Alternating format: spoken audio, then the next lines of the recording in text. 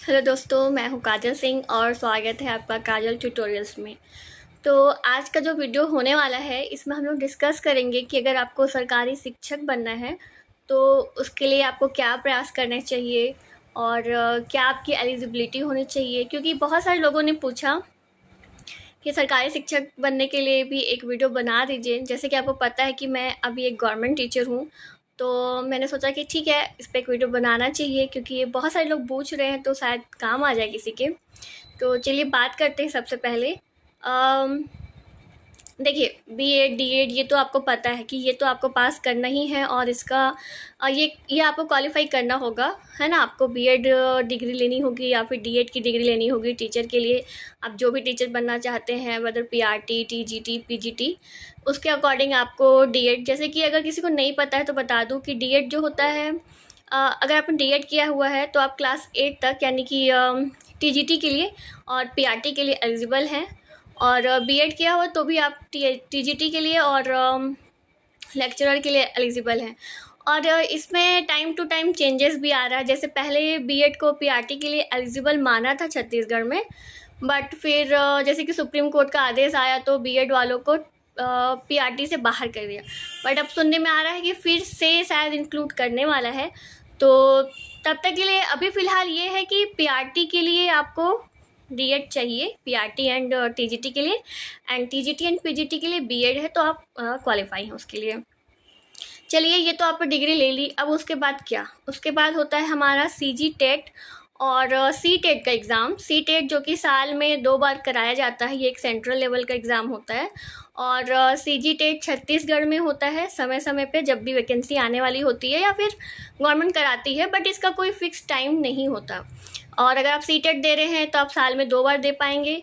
C TET भी सुनने में आ रहा है कि 4 लेवल्स पे होगा, बट अभी जबकि लागू नहीं हुआ है तो अभी इसको डिस्कस नहीं करेंगे। ऐसा कुछ होता है, ऑर्डर में कंफर्म रूप में आएगा तो इसके ऊपर एक वीडियो अलग से बनाएंगे। तो यानी कि आपको सीजी टेट या फिर सी टेट, इसमें से कोई भी एक क्वालिफाई करना होगा। जब आपकी सरकारी टीचर की वैकेंसी आएगी उसके पहले आप बीएड पास होने चाहिए या फिर डीएड पास होने चाहिए, और उसके साथ साथ में सीजी टेट और सी टेट, इसमें 2 पेपर होता है, पेपर 1 एंड पेपर 2, जो कि आपकी पीआरटी पीजीटी और टीजीटी के लिए होता है।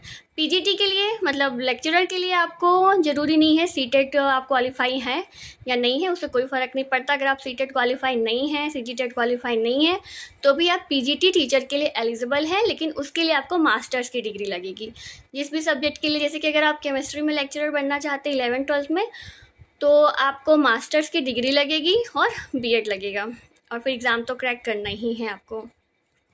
चलिए, ये तो बात हो गई कि मतलब सिलेबस की हो गई बात। सिलेबस देखिए, आप लोगों का अभी तो कोई मतलब नया अपडेट नहीं आया है सिलेबस में, तो आप पुराने सिलेबस के ऊपर काम कर सकते हैं, जिसमें कि हिंदी, इंग्लिश, मैथ्स, रीजनिंग, और अगर आप लेक्चरर के लिए दे रहे हैं तो आपका कोर सब्जेक्ट रहेगा उसमें।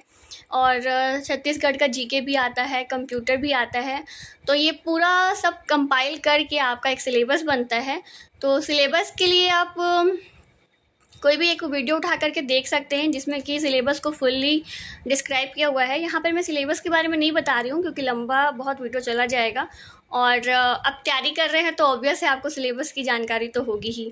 चाइल्ड शिक्षा शास्त्र इसका एक बहुत ही अहम पहलू रहता है, और अगर इस पर आपकी कमांड अच्छी हो गई तो ये एग्ज़ाम बहुत आसानी से निकल पाता है, मुझे ऐसा लगता है।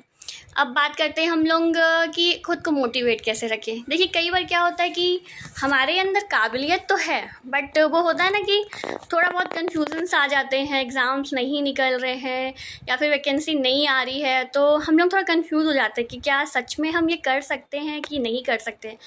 तो कोशिश करिए अपने आप को हमेशा अच्छे लोगों के साथ रखने की, क्योंकि जो अच्छे लोग होते हैं ना, वो आपकी काबिलियत को, आपके टैलेंट को आपसे ज़्यादा जानते हैं। मुझे याद है जब ये वैकेंसी आई थी तो मैं बहुत टेंस थी कि अरे यार, लोग साल भर से तैयारी कर रहे हैं, लाइब्रेरी में जाके घंटों घंटों बैठ के तैयारी कर रहे हैं, और मेरा तो कुछ ऐसा था भी नहीं। मैं उस टाइम जॉब भी कर रही थी, बच्ची भी छोटी थी, 1 साल से छोटी ही थी। जॉब, फैमिली और घर के भी सारे काम होते थे, कोई हाउस हेल्प नहीं, सब कुछ खुद से करना है। तो थोड़ा सा डीमोटिवेट मैं हो रही थी कि पता नहीं मैं कर पाऊँगी कि नहीं कर पाऊँगी।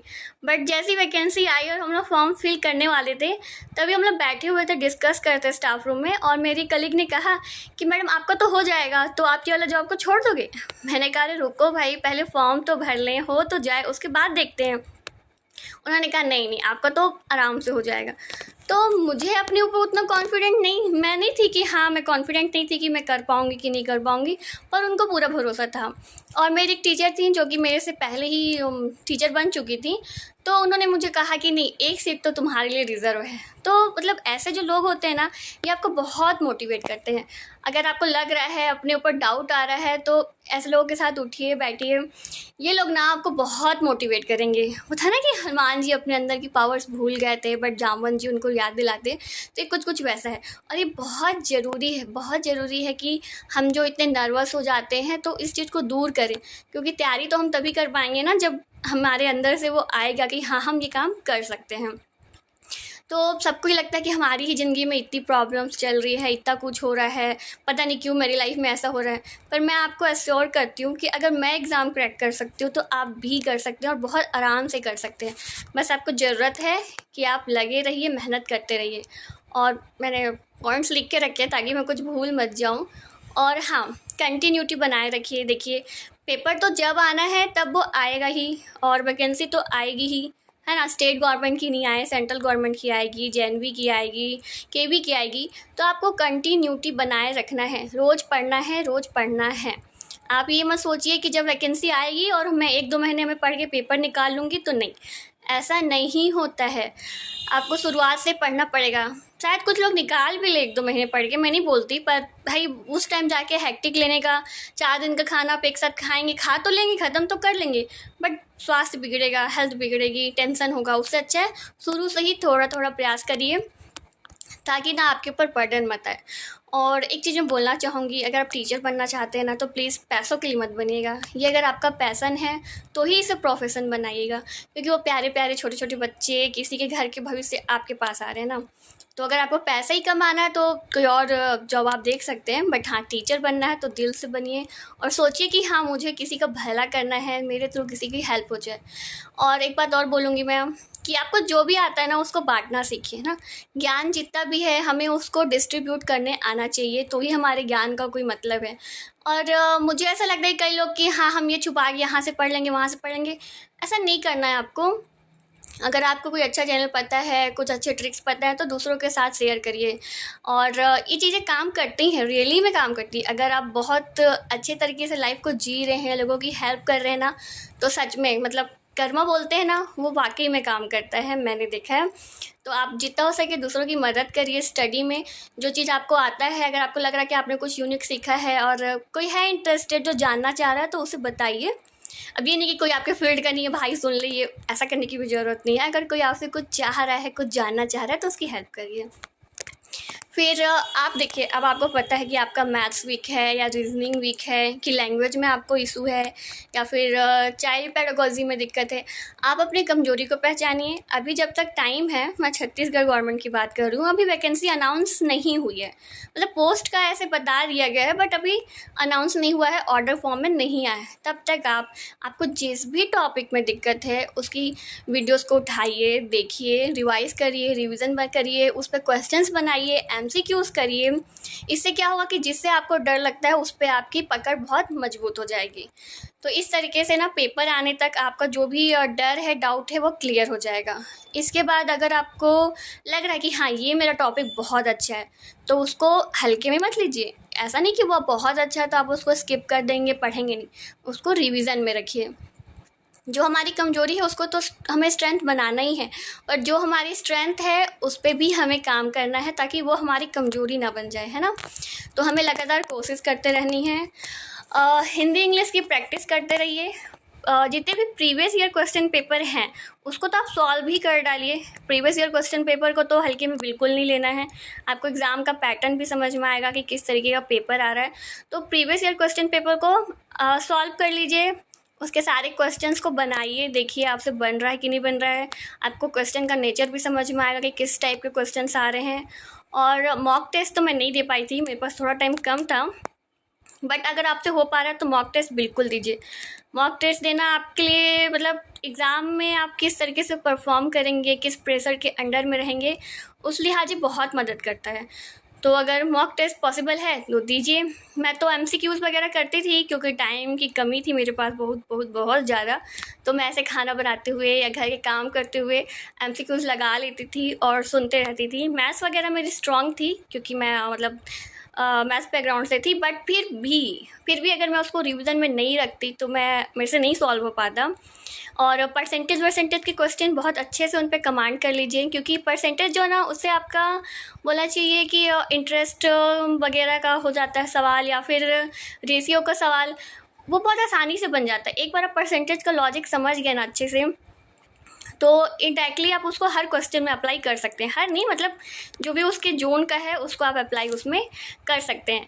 मैथ्स में कुछ आप ट्रिक से भी जा सकते हैं, कुछ आप क्लासिकल मेथड के थ्रू भी जा सकते हैं।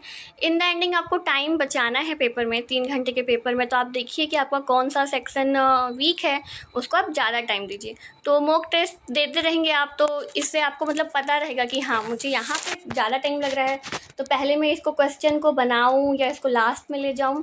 मेरे हिसाब से तो जो आपको बन रहा है पहले उसको बनाना चाहिए। हम लोग को पहले पेपर इस तरीके से सॉल्व करना चाहिए, क्योंकि हमारा माइंड ना तब फ्रेश होता है, और हम लोग जो मतलब हमारी स्पीड भी अच्छी होती है तब। जो बन रहा है हम बनाते बनाते गए, और जो नहीं बन रहा है उस पर हम लोग काम कर रहे हैं। अब क्या होता है, हमको जो नहीं बन रहा है हम पहले उसको उठा के बैठ गए, फिर नहीं बनता है तो दिमाग अलग ख़राब हो जाता है, तो आगे कॉन्सेंट्रेट कर पाना थोड़ा मुश्किल होता है। और ये पूरा खेल तो 3 घंटे का ही होता है कि आप उसमें अपना को काम रख पा रहे हैं कि नहीं, और किस तरीके से आप वहाँ पे परफॉर्म कर रहे हैं। तो मॉक टेस्ट देंगे ना तो आपको इसकी मतलब आदत भी हो जाएगी, और एग्ज़ाम का जो प्रेशर होता है उसको भी आप झेलना सीख जाएंगे। और देखते हैं मैं क्या लिखती हूँ। और हाँ, चाइल्ड पेडागोजी पे जैसे कि मैंने बताया उस पर अच्छे से काम करिए आप। सवाल बहुत आसान होते हैं, एक बार अगर आप समझ गए तो आपसे बनने लग जाएगा। जो भी हमारे साइंटिस्ट हैं, है ना, जैसे कि अब साइंटिस्ट तो नहीं कहना चाहिए, मनोवैज्ञानिक हैं जो, तो जैसे कि जीन प्याजे हो गए और बहुत सारे हैं, अगर मैं भूल रही हूँ थोड़ा सा, तो उनको आप रिवीजन करिए। और उनको कैसे आप लिखेंगे कि जीन प्याजे का क्या इंपॉर्टेंट वर्क था, ठीक, फिर वाइगोट्स्की थे तो उन्होंने क्या कहा था। तो ना एक छोटे पैटर्न्स बना लीजिए कि अगर जैसे वाइगोट्स्की ने ना ज़्यादा करके इस पर फोकस किया था कि बच्चा सोसाइटी से सीखता है, इंटरेक्ट करके सीखता है, तो अब वाइगोट्स्की के बगल में सोसाइटी लिख लीजिए कि मतलब हाँ सोसाइटी से रिलेटेड अगर कुछ ऑप्शन आ रहा है तो वाइगोट्स्की सही होंगे। और जीन पियाजे का कहना था कि नहीं, बच्चा जब खुद से बड़ा होता है तो वो खुद से जाके इंटरेक्ट करता है, ये अंदर से आता है, उन्होंने कहा था। तो दोनों में डिफ्रेंशिएट आप कर पा रहे हैं, है ना। तो हम लोग को वहाँ पे कीवर्ड्स पता होने चाहिए कि किस साइंटिस्ट ने मेनली क्या बात कहा था, उसके बाद स्टेटमेंट्स आएंगे तो हम लोग सॉल्व कर सकते हैं। और मैंने एक लिखा कि सतत प्रयास सतत विकास, हमें लगातार अभ्यास करना है। और हाँ, अभ्यास भी जोड़ लीजिए, सतत अभ्यास सतत प्रयास सतत विकास। थोड़ा नारा टाइप हो गया बट ठीक है। तो देखिए, अभ्यास आप करते रहेंगे, मुझे बताने की ज़रूरत नहीं है कि रिवीजन कितना ज़रूरी है।